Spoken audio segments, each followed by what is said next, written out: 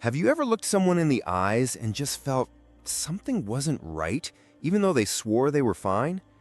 Have you ever smiled, joked, and helped others, all while hiding a storm inside? If so, this video is for you. Today, we're uncovering 5 subtle signs that someone might be faking being okay.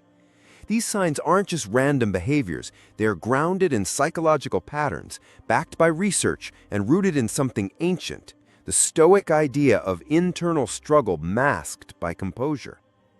Before we dive deep, don't forget to subscribe. If you care about personal growth, emotional awareness, and being someone who really sees what's going on beneath the surface, you want to stay connected. 1. The smile that doesn't reach the soul. Some people smile constantly, laugh often, and light up rooms, but if you pay close attention, their eyes tell another story. There's a heaviness just beneath the surface. Their laughter ends a beat too soon. Their gaze occasionally flickers into the distance, and their words, though upbeat, often lack emotional resonance. This dissonance between expression and essence isn't just poetic, it's psychological. It's the subtle signal of a deeper emotional disconnection. What looks like joy may in fact be a survival mechanism. This is called smiling incongruence, a mask worn by those dealing with internal battles.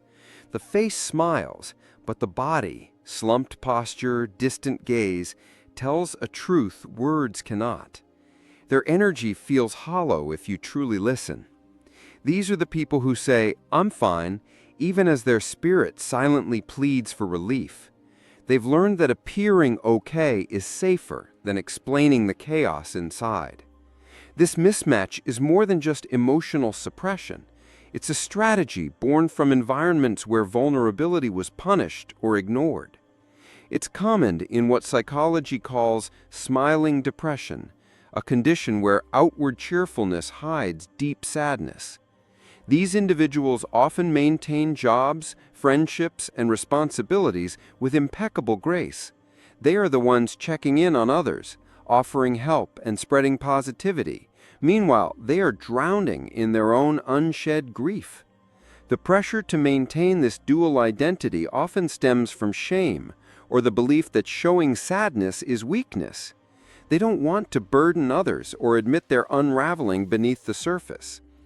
But ignoring this pain doesn't heal it. And if you're that person, smiling while suffering, know this: it's okay to let someone in. A genuine connection starts when we drop the act. Real strength lies not in holding everything together, but in allowing trusted people to see you when you feel most broken. Vulnerability isn't exposure, it's liberation. When you share your truth, you make space for compassion, healing, and perhaps most importantly, rest. Your soul deserves more than endurance. It deserves understanding. The smile that doesn't reach the soul is not a failure of character. It's a testament to your resilience. But even resilience has a limit when it's never allowed to rest. If you find yourself constantly performing happiness, ask yourself why. Is it fear, habit, conditioning? These questions can open a door inward. Therapy, journaling, open conversations, all of these can help bridge the emotional gap between how you feel and how you present. Healing begins the moment you allow your inner truth to have a voice. Ultimately, the world doesn't need more perfect smiles.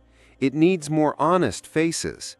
There is power in authenticity, in saying, "I'm not okay right now, but I'm willing to try." You are not weak for struggling beneath your smile. You are human, and there is immense beauty in that truth. 2. The excuse that says everything. Have you ever noticed someone constantly canceling plans with vague excuses? "I'm just busy.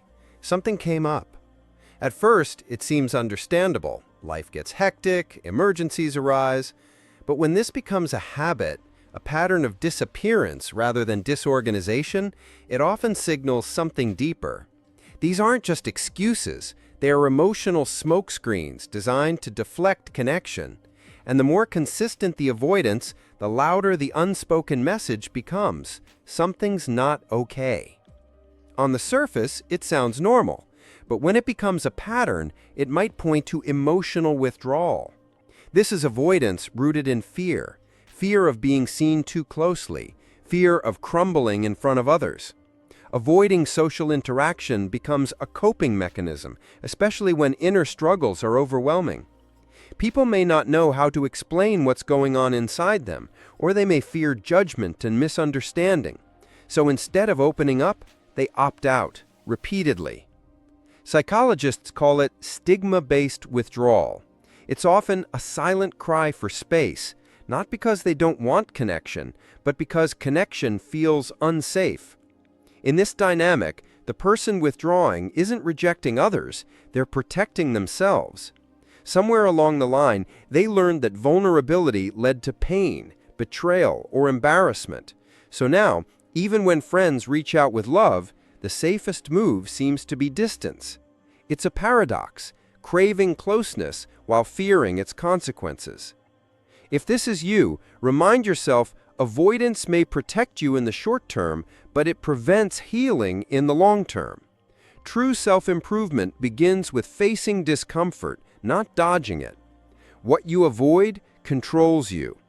And while solitude can be healthy, chronic emotional isolation corrodes self-worth and reinforces shame. You start to believe you're difficult to love or fundamentally broken, and nothing could be further from the truth. The very things you're hiding are the things someone else could understand or even help carry. There is no shame in needing space, but there is danger in letting that space become a permanent barrier. The people who care about you don't need you to be perfect. They need you to be present. Even a simple message, "I'm going through a hard time, but I appreciate you reaching out," can keep the door of connection open without forcing vulnerability before you're ready. Communication, even small and imperfect, is an antidote to shame. Ultimately, the pattern of avoidance is often a signpost pointing towards something unresolved. Maybe it's anxiety, grief, burnout, or depression. Whatever it is, the key isn't to judge yourself for withdrawing, but to ask, what am I really protecting myself from, and is it still necessary? Emotional safety is essential, but healing begins when you create safe spaces with others, not just away from them. You don't have to dive headfirst into connection, but take a step, one step closer to being seen, not as you think you should be, but as you are. 3. Humor as armor. Some of the funniest people you know are also the ones silently suffering. You laugh with them, you admire their quick wit, their timing, their ability to lighten even the darkest room. But beneath that charm, beneath the effortless punchlines and the magnetic presence, lies a pain that often goes unspoken. Humor, in these cases, isn't just a tool for entertainment, it's a survival tactic. It becomes a way to manage discomfort, to control social dynamics, and most of all, to distract both themselves and others from emotional wounds that haven't healed. Many who live this way have learned that laughter earns acceptance and keeps vulnerability at bay. They become experts at managing perception, so much so that their own inner suffering remains hidden even from those closest to them. When someone constantly uses humor, especially aggressive or self-deprecating jokes, to steer conversations away from serious topics, it's often not just a personality trait, it's a shield. It's not that they can't be serious, it's that seriousness feels dangerous. Vulnerability to them is risky. It opens the door to rejection, judgment, or pity, which they fear more than being misunderstood. So they redirect. They pivot to the joke. They mock themselves before anyone else can. They deflect deep questions with sarcasm or wit. It's easier to be the one laughing than to be the one seen. In that laughter, they find a form of control, but it's often control rooted in fear. Research calls this self-defeating humor, a coping mechanism where laughter hides low self-worth and emotional exhaustion. According to psychological studies, individuals who rely heavily on self-defeating humor often report higher levels of anxiety and depression. They make themselves the butt of the joke not because it's funny, but because it keeps others comfortable. And sometimes they've convinced themselves that this is the only way to be accepted. They fear that if they drop the act, they'll also lose connection. In a world that rewards quick comebacks and emotional detachment, humor becomes the acceptable mask, but the emotional cost behind it is steep, and often it's paid silently. Humor can heal, but it can also conceal. If you're always the joker, ask yourself, what am I trying to avoid feeling? Are the laughs you generate genuinely joyful, or are they meant to distract from the ache underneath?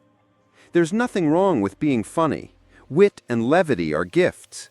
But when humor becomes the default response to everything uncomfortable, it might be worth exploring why. What would happen if you didn't make the joke? If you sat with the awkward silence? If you answered the hard question honestly without spinning it into irony? These aren't rhetorical questions, they're invitations. Invitations to notice your patterns and to get curious about them, not in shame, but in self-compassion. Sometimes the bravest thing isn't cracking a joke.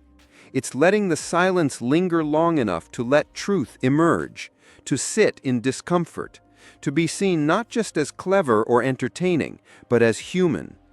When you drop the punchline and allow the pause to stretch, you open a space for authenticity. And often that's where healing begins. Because humor, as powerful as it is, can't mend what you won't acknowledge. There's strength in laughter, yes, but there's also strength in letting someone see the part of you that doesn't have all the answers, doesn't always have to smile, and doesn't need to hide behind a laugh track. When humor becomes a bridge rather than a barrier, it becomes liberating. Until then, it's just another disguise. 4. The high performer who crashes at night. Have you ever met someone who seems totally put together, at work, at school, in public, but behind closed doors they collapse? They seem unstoppable on the outside, polished, punctual, productive. They lead meetings, earn accolades, smile in every photo, and handle stress with apparent ease. But come evening, the story shifts. Their emotional tank is empty. They lie on the couch staring at the ceiling. They avoid calls, skip meals, and zone out in silence. No one sees this version of them, not because it doesn't exist, but because they've become experts at hiding it. This split identity isn't a lie, it's survival. It's the quiet price of functioning in a world that rewards image over introspection. This is a classic pattern of high-functioning depression. These individuals pour all their energy into maintaining appearances, only to feel empty when the day is done. They wake up with a mental checklist and march through it with military precision. Their productivity isn't just about ambition, it's often about distraction. Staying busy keeps the darker emotions at bay. If they stop moving, the feelings catch up, so they don't stop. They fill their calendar. They become indispensable. But emotional pain doesn't disappear just because you're productive. It only waits, quietly, for the silence of night. That's when the real fatigue sets in, not just physical, but spiritual. By evening, the mask drops. Fatigue, irritability, or even numbness takes over. And this isn't just the normal tiredness of a busy day. It's the exhaustion that comes from carrying the weight of internal battles while pretending everything is fine. Their mind might race with anxiety or go blank from burnout. They may lash out at loved ones or withdraw completely. They don't necessarily want to isolate, they just don't have the energy to connect. And when they try to explain it, They often downplay it. "I'm just tired. I've had a long day. I need to recharge." But what they really need is to be seen, not as a hero or a role model, but as someone quietly unraveling. This isn't laziness, it's emotional depletion. And what's dangerous is that they often get praised for being so strong, further discouraging them from reaching out. Compliments become a trap. People say things like, "I don't know how you do it all," and they smile, nod, say thank you. But inside, they wonder if anyone actually sees them, if anyone notices that their strength is stitched together with exhaustion and fear. The pressure to maintain the illusion becomes its own kind of prison. Asking for help feels like failure. Slowing down feels like selfish. But the truth is, no one can sprint forever, not even the best performers. Strength isn't about doing it all alone. Real strength is recognizing when your soul needs rest, not just your body. It's about learning to pause without guilt, to say no without explanation, to acknowledge that holding it together doesn't mean you're okay.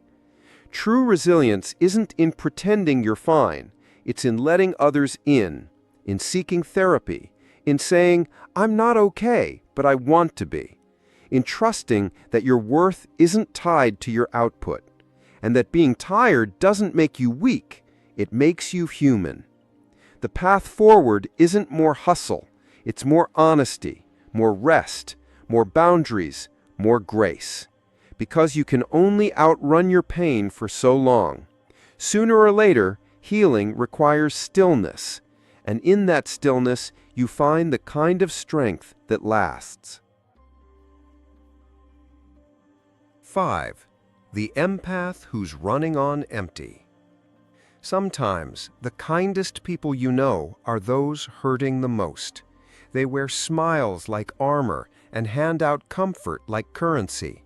They'll sit with you in your lowest moment, offer support even when they have nothing left, and keep showing up long after everyone else has disappeared. These people rarely ask for anything in return, not because they don't need help, but because asking feels foreign, even selfish. The world sees their gentleness, their generosity, but often misses the cost, that they're quietly breaking down beneath the weight of everyone else's pain. People who give endlessly, who always check in, who carry others emotionally, often do so because they know what suffering feels like. They don't want anyone else to feel it. This type of empathy is forged in fire. Many empaths have walked through deep emotional wounds, grief, trauma, neglect, or abandonment. They remember the sting of being alone, misunderstood, or unsupported.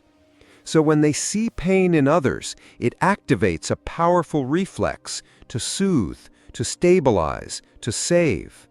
Their compassion becomes their identity, their currency for connection. And yet this same empathy can become a double-edged sword, beautiful in its intention, but dangerous when unbound by limits. This is empathy born from pain, but there's a hidden trap. In helping others, they sometimes avoid helping themselves.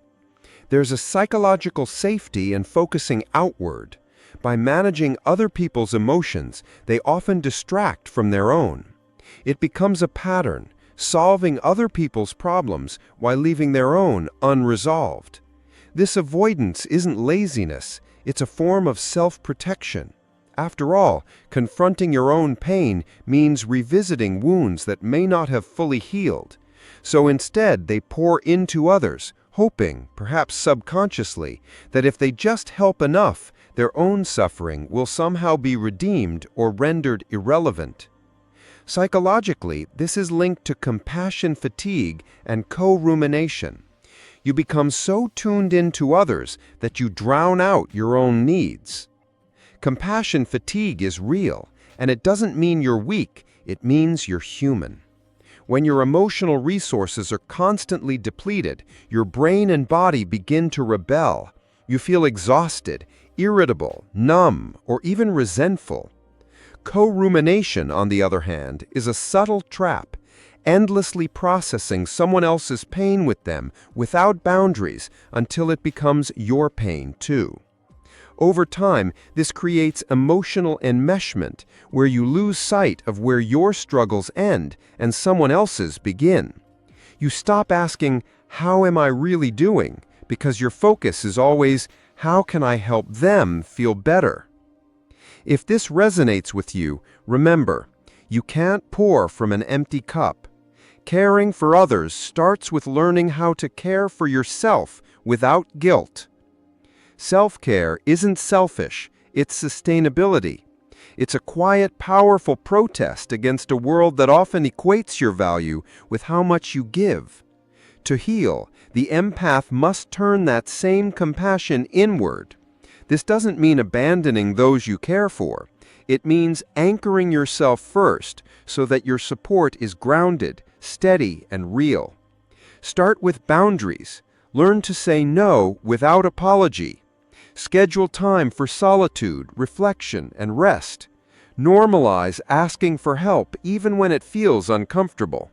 And most of all, forgive yourself for not being able to save everyone. An empath who learns to protect their energy becomes a force of nature, not because they give without limits, but because they love with clarity, strength, and discernment. When you prioritize your emotional well-being, your kindness becomes even more impactful. You stop operating from burnout and start serving from abundance.